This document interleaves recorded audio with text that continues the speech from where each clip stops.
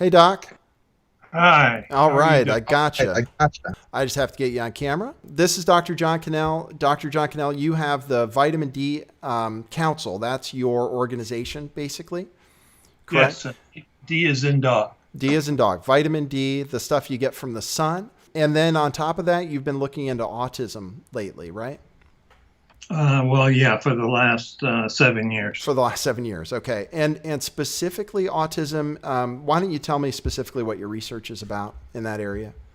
Um, um, well, I'm not a scientist. I'm more of an activist. And what I'm trying to do for the last 7 years is interest the scientific community in the possibility that vitamin D is involved with autism. Right. First, you had to get the idea that vitamin D was helpful for autism, right? So was that the first step? Yes, in 2008, I published my first paper about vitamin D and autism, and there were just so many things. Autism is more common among the dark skinned, and the dark skinned have lower vitamin D. Oh, interesting. Autism is more common in cloudy and rainy areas, and cloudy and rainy areas have lower levels of vitamin D. Huh. Surface UVB monitors, that's the wavelength that makes vitamin D, shows that there's about a threefold difference in that autism is 3 times more common in areas with low UVB. Interesting. 3 times more common, huh? Right, and autistic fetuses destined to become autistic have lower vitamin D levels at 3 months gestation than their siblings. They have lower vitamin D than their siblings at birth. Hmm. They have lower vitamin D levels at age 3 than their siblings. So that suggests that there's something involved in vitamin D that has a genetic basis. A genetic basis. So you mean that the genetic basis means the uptake of vitamin D isn't as good in those people, or? Genetic basis means that the vitamin D machinery in your body that Right. makes 25-OHD and then that makes the steroid hormone. You can inherit a little bit of that or a lot of it. If you inherit a lot of it, you have higher vitamin D levels. If you inherit a little bit of it, you have a lower vitamin D level. And is that like how well you convert the sunlight into vitamin D typically? That would be one of the things how efficiently you turn 7-dehydrocholesterol into pre-vitamin D in your skin. That would be an example of one thing that has a genetic basis. Okay. So the genetic basis though is related to vitamin D. And then, so did you find, what was your research then to figure out how to counteract that? Like if you have the genetic basis for not making as much, is that kind of where your research went, is how to give those people more vitamin D to prevent Yeah, autism, basically? that's right. In 2009, the Vitamin D Council started a free service for parents of autistic children where we would educate them about the vitamin D levels we recommend for autistic children and how to obtain them and when to get a blood test and how much to give, etc. Right. And my experience on that, which has been found by subsequent researchers, my experience is that about 25% of those children respond dramatically. Really? About 50% of them respond significantly. 25% of them don't respond at all. This is with doses that varied between 5,000 and 15,000 IU. IU per day. And I take 10,000 on your recommendation. I take 5,000 in the morning, 5,000 at night. I think it helps. I mean, hard to say with vitamins and stuff, but it seemed, I've been feeling good since being on that regimen. So you're saying that it reverses it, actually? In some children, it appears. In fact, there's been a study showing children going into remission with high doses of vitamin D, and then they stop the vitamin D, and the autism comes right back. Wow, that is fascinating. And then they start the vitamin D, and the autism goes away again. Wow, that is really interesting. Is there any previous research that showed such dramatic effect with treatment of autism? 2016 was an exciting year for me because there was a case report in the journal Pediatrics that claimed that vitamin D cured the autism. Wow. There were 2 open label trials, each with about 70 autistic children who were given vitamin D, and about 80% of those children responded. And the dose was 300 units per kilogram per day on those studies, which would be equivalent to me taking 30,000 units. So it's really a much larger amount than anyone would probably normally think of, right? Even 10,000 a day for an adult like me is somebody would think is a lot, right?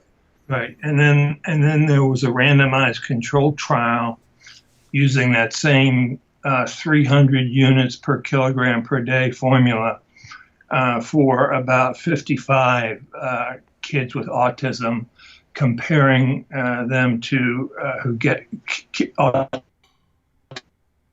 autistic kids who got that randomized controlled trial found a really significant treatment effect. Wow, that's really something. And what age are you talking about as far as the children in the studies? I mean, where is it effective for children? What they found is the younger the child, the more likely they respond to vitamin D. Okay. And then, is the treatment then lifelong, or is it it is. Okay. And yes, no, there's only that one study showing autism returns if you stop the vitamin D. So we don't know what would happen in adulthood to that child. I don't know. Well, autism is weird because it's mostly diagnosed in children, and then adults you don't even ask them about autism, kind of, right? It's not. How does that work? I'm curious because you're still autistic, kind of, right? Yeah, there are poems scattered around the communities. They tend not to be very visible. Okay. The majority of kids with autism will never work, will never get married, will never have a family, and will be in group homes all their lives. Right. That's why you dismiss the idea that I would be, but I could be on the spectrum, basically. You said don't stop the vitamin D. Do you stay on? Would the person stay on a large dose then indefinitely, or? If any listener is interested, what they should do is give their autistic child 150 units per pound per day. A 15-pound toddler would be taking 1,500 units. Okay, got it. 15-pound toddler would be 1,500 units, and I take 10,000, like I said. So, and then again, is that indefinitely? Sorry, did you answer that question? Do you keep taking it your whole life? If you get a response, okay, you keep taking it. The full amount. Yeah, if you don't get a response, then I would just go back to normal daily doses. And a normal daily doses, by the way, should be 1,000 IU a day for every 25 pounds of body weight. Okay, so I'm about 200 pounds, so that's would be like 8,000. Yeah, right. Okay. Right. Yeah, and I take 10, so that's fine. And is there no risk to taking too much, or what is the risk? Yeah, there's a potential risk if you were to go to 40 or 50 or 60,000 units a day. Right.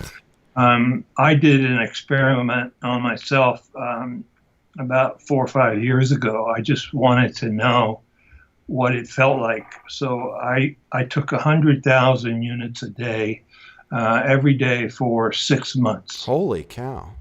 And my calcium, that's how you measure toxicity, is your blood calcium goes up. Oh, okay. My blood calcium never went up. Huh. But I felt sick.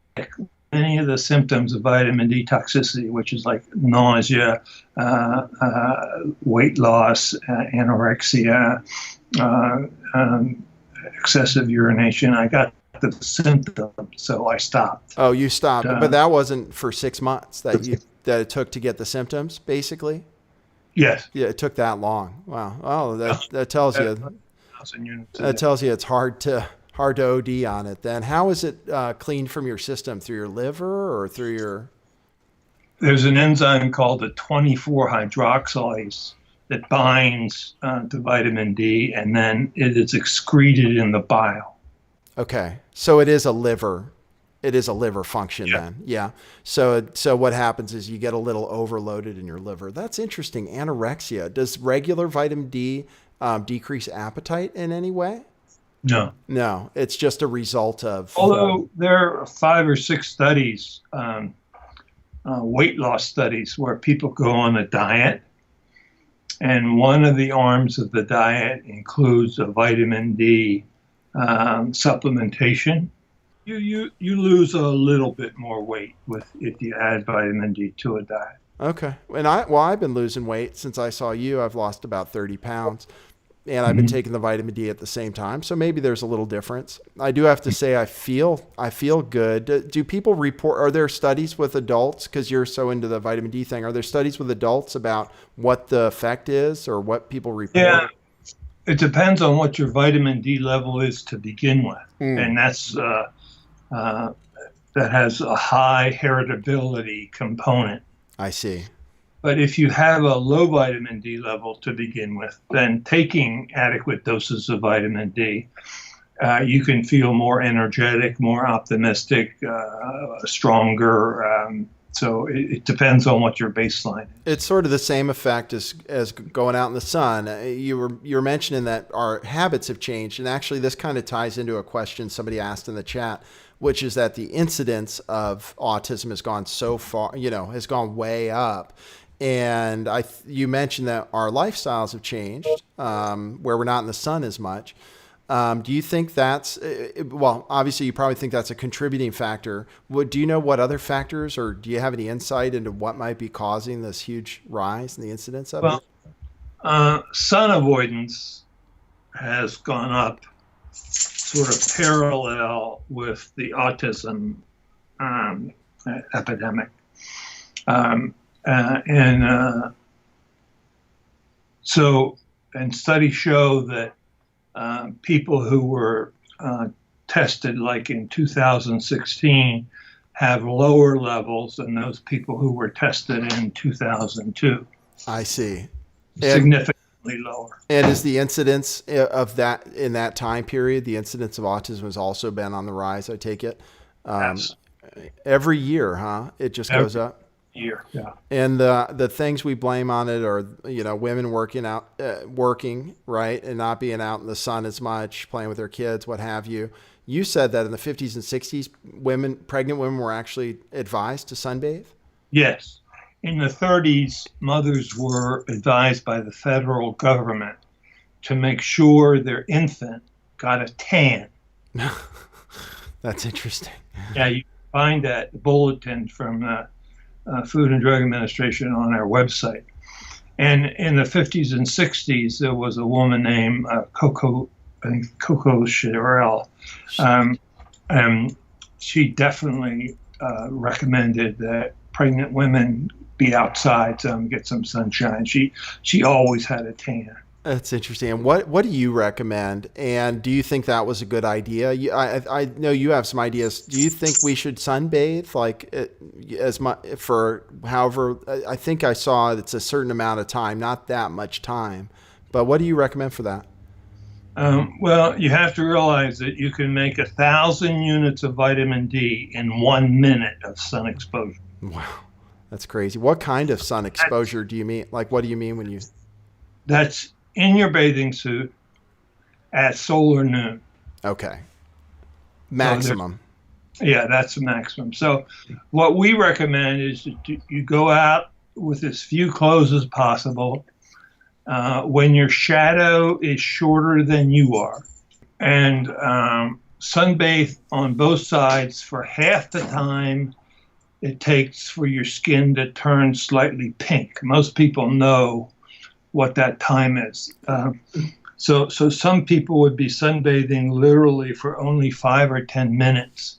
And then, for example, African Americans, some would have to sunbathe for 2 hours to get enough vitamin D. Now, so? What's your theory on that? Is it because the African American or the darker skin, basically, that I assume is the contributing factor. You don't create as much vitamin D because that skin color was adapted for people who are out in the sun so much. Is that the idea? Well, that's the original skin color of humans. All of us. We all came from the old Davide Gorge and what is it in Tanzania. So black was everybody was black. Interesting. Then about 80,000 years ago, humans started migrating to the south and to the north, and they settled in countries that were quite different from what happens in the equator. Right, The equator, right. you can make sun every day. You can make vitamin D every day. For 5, 6, 7 hours at a time. Mm-hmm. But when these migrants got to places like Sweden, the black women would get rickets. Mm. And then they get pregnant and they try to have a baby with rickets and they die because the baby can't get out of the birth canal. Oh my goodness! So there was this rather brutal evolution for lighter skin that occurred. And if you go today and you look only at the people who are indigenous to that region, the skin color just gets lighter and lighter and lighter the further up you go on from the equator. Well, and so one thing I noticed, and this is interesting, some people who watch my show might disagree with the idea about how humans came about, but that's a totally different story. And I believe in adaptation and stuff. Isn't it interesting though?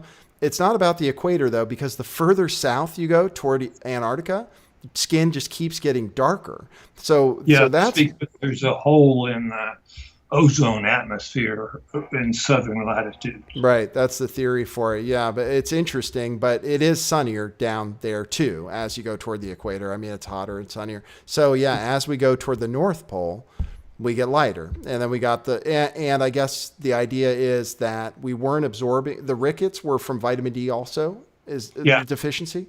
Wow, Yeah. Interesting. It's interesting what a big role that plays in various facets of our health system, huh? Autoimmune probably too. No, not rickets. Oh, no. But I mean, vitamin D does have autoimmune benefits or no? Not really. Yeah. It does, yeah. So sunlight has even more immune benefits. Really? Sunlight has an effect on your immune system that is not caused by vitamin D. That's why we recommend safe, sensible sun exposure as the best way to get your vitamin D. So you work inside 5 days a week, but on Saturday and Sunday, you can sunbathe for 5 or 15 minutes. It wouldn't be hard to do this time of year. But And all the way to September, October, you could do that. And then on the days you can't sunbathe when you're working, take like 5,000 or 10,000 IU of vitamin D. Oh, I see. So on the days off, you don't have to take it if you're getting your proper sun exposure. And you're saying there's something about the sun more than just the vitamin D you can take from a pill that makes us. We know that sunlight triggers the formation of endorphins in your skin, which is the reason teenagers get addicted to suntan parlors. Oh, really? When they go, they feel so good. Oh, interesting. The way I view that is, and the same with if you've taken a vacation to the beach and you've been there for about a week, you know how good you feel when you come home. That's the endorphins. And what I think is happening there is that sunlight is so important to humans that nature provides an incentive to go out in the sun. That incentive being a shot of an opioid, right? That has, makes you feel better. Yeah, well, I think about it. You go out and it's a nice day and the sun's hitting you and you feel better. I was thinking about it when you were saying it. So, yeah. Boy, that's interesting. Do you have anything else? Did you want to, should I make that study available to my listeners, the one you wrote, the one you sent me, or for people who are interested in reading the more technical side, or do you? Yeah, make it available. Yeah. Okay. So I'll post that for you guys who are interested. I read the study. It talks about the specific type of, how many IUs were given in the different studies and what the results were. Do you mind if I run by some of the answers to that test and you can tell me what you think? Is that okay? Sure. Okay. So I have ADHD, which is associated with, which in this test is, it asked me the first question, what my status is, that I answered that I'm not autistic, but I have some traits. And it said if I have ADHD or OCD, that's related. How is it ADHD related to, what facets of it are related to autism? Well, less is known about ADHD and vitamin D than about autism and vitamin D. But kids with ADHD have lower vitamin D levels than their non-afflicted siblings. Just like with autism, huh? Yeah. Also, ADD is the symptoms of ADD are seasonal. Oh, really? If you get an 8-year-old kid with ADHD, about a month after school gets out, and you let him outside, about a month after school gets out, his ADD symptoms go down quite a bit. That's weird. When I used to treat kids for ADD, I was always told that's because they're running around a lot and they expend their energy. But then I thought about that. I said they run around a lot in the winter too. Yeah, and at school too. I mean, you have your playtime or whatever. You run around and you're outside. Boy, I wonder if it's something. You have any thoughts that it's about the education system a little bit too, trying to keep us? Of course, yes, sure. I mean, if you have a boring curriculum, what is an intelligent child supposed to do? Right. Yeah, that's what I had trouble with. Like I couldn't deal with. I just got teachers and stuff. I'd get thrown out of class because I just learned on my own instead. So yeah, I had that trouble too. All right, let me go through a few of these more. I don't have any autistic relatives. I do kind of like being around people somewhat often. I don't really find it hard getting my words out smoothly. But then I get into some other stuff. I'm uncomfortable with expected changes and plans. Always, often, very often. It's hard for me to avoid getting sidetracked. Not really. That's occasionally. I'd rather talk to get information than to socialize. That's very often. People have to talk me into trying something new. That's for sure. I have a lot of trouble with that. I'm in tune with casual acquaintances during conversation. Rarely, very rarely. I have to warm myself up to the idea of visiting an unfamiliar place, often, very often, because, I enjoy being in social situations occasionally. My voice has a flat or monotone sound to it. People say that. What do you think, Doc? Not really? It's having a flat or monotone voice. So I'll say rarely. Some people say it drones on. I feel disconnected or out of sync in conversations with casual acquaintances. That's often or very often. People find it easy to approach me. Rarely, very rarely. In public, certainly. I feel a strong need for sameness from day to day. That's kind of often, very often. I eat the same meals. People ask me to repeat things I've said because they don't understand. Not really. I'm flexible about how things should be done. Not really. I look forward to situations where I can meet new people occasionally. So there's more to this test. I guess those are some of the reasons, I guess, people think that those are kind of consistent with what Asperger's, autism a little bit, some of those features. No, not really. No, you have a couple of traits. A couple traits of the first degree relatives. Okay. Of children with autism. So maybe it's more related to like the ADD, because I know some of the stuff with like understanding what people think when I say something, like that's one thing I really have trouble with. Is knowing what effect what I say has on another person. That might be more related, just as related to the ADD, huh? Yes. Yeah, because when you gave me that test, I was just kind of off the charts. And now I'm a lot better with treatment too. That was probably the main thing that made me better. There's one other topic we brought up in a session once that just was a side topic. I'm curious about the transgender agenda. And what's going on with younger people asking about it at maybe an inappropriate age. Did you feel comfortable talking about that a little bit? Just what's going on? You mentioned to me. Okay, so you mentioned to me. It's just curious. You mentioned to me that now, prepubescent kids are talking about having sex changes. There was an article in the New Yorker about. Kids as young as 10, 11, 12, and it's mainly their parents. Their parents come to the surgeon and say, "She's really a boy." Oh my goodness! Operate on her, and in a number of cases they do, and in a number of cases it turns out to be. Terrible. Right. Because the kid gets to be 16 and then decide, well, I really am a girl. You can't easily undo sex reassignment surgery. Right. That's the trouble. And does it ever have? It seems like it almost never has a real positive effect on happiness. Does it? I mean, what are the results? It doesn't, right? It doesn't fix anything. Yeah, there's studies that show that people who've had sex reassignment surgery are unhappier than they were before. Right. That's the reason for me. God, it's so crazy that they promote it so much as part of this agenda. I really do think they do. The whole bathroom thing, I don't think it was a problem. I think they just made it into a problem. So it bothers me. I have a question here for you. It's a good one. Are there any food or other sources of vitamin D that people who don't want to take, even vitamins, let's say? Sure.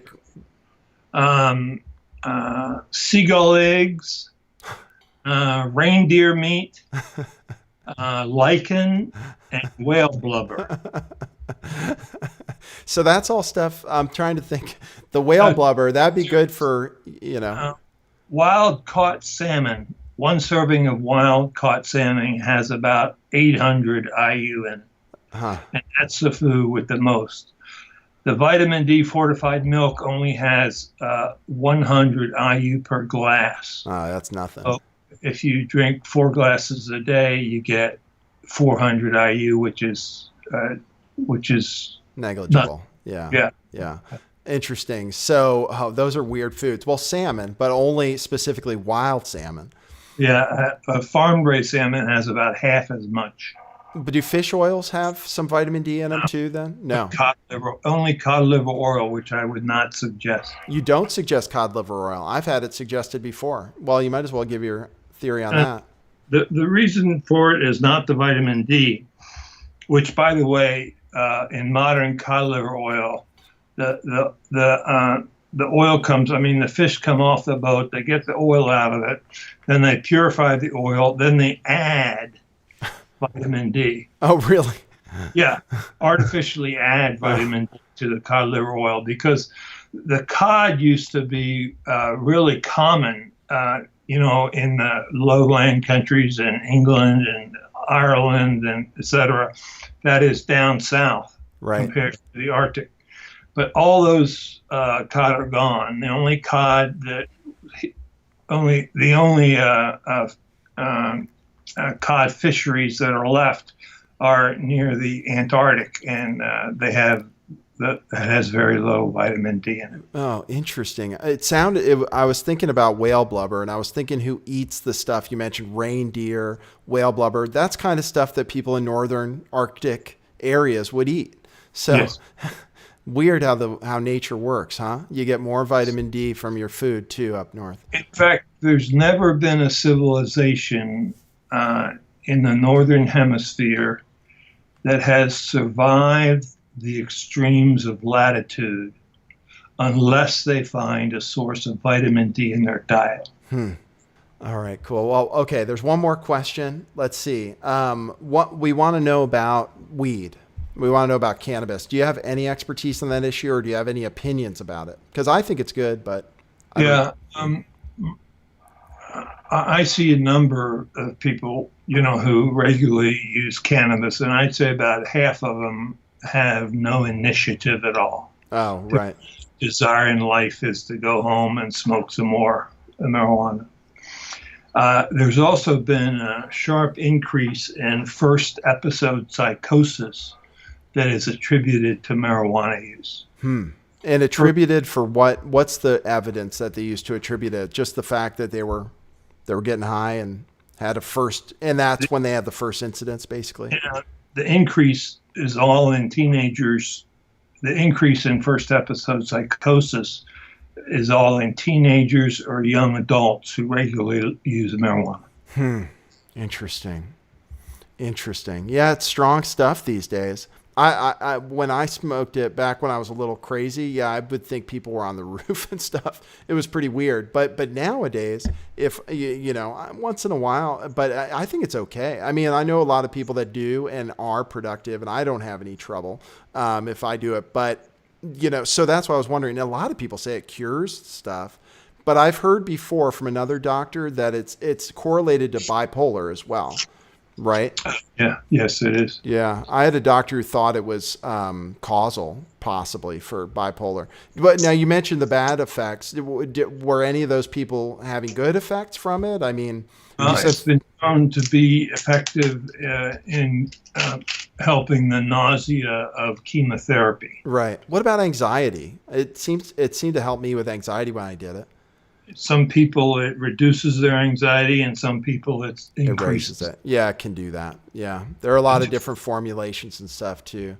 Yes. Does that first psychosis incident turn into a long-term psychosis incident then, or is it where you stop? About half the time. Really? So it turns into a psychosis that lasts. It turns into schizophrenia. Schizophrenia. Boy, that's interesting. Boy, it's weird. There are people out there who say the stuff cures everything and you run cars on it and everything and stuff. And then, there's some evidence that it can go the other way too. Yeah, and I agree. It's a little tricky. Like some people, when you smoke it, you're going to get paranoid, or you might have events like that, especially if you eat it because it comes in big quantities. So, yeah. Well, I think I got a lot out of you. I mean, you have about 10 minutes for your next appointment. You want me to? Yeah, I've got to go. Yeah, that's cool. I really enjoyed it. I did. If you get some questions that you can't answer, you can forward them on to me, and I'll be glad to answer. Okay, great. And I'll post your study for everybody. I'll put it on a Google Drive thing. Thanks so much, man. It was great. Thanks a lot for coming on, Doc. All right. All right. See ya. You're welcome, Nathan. Bye. Bye.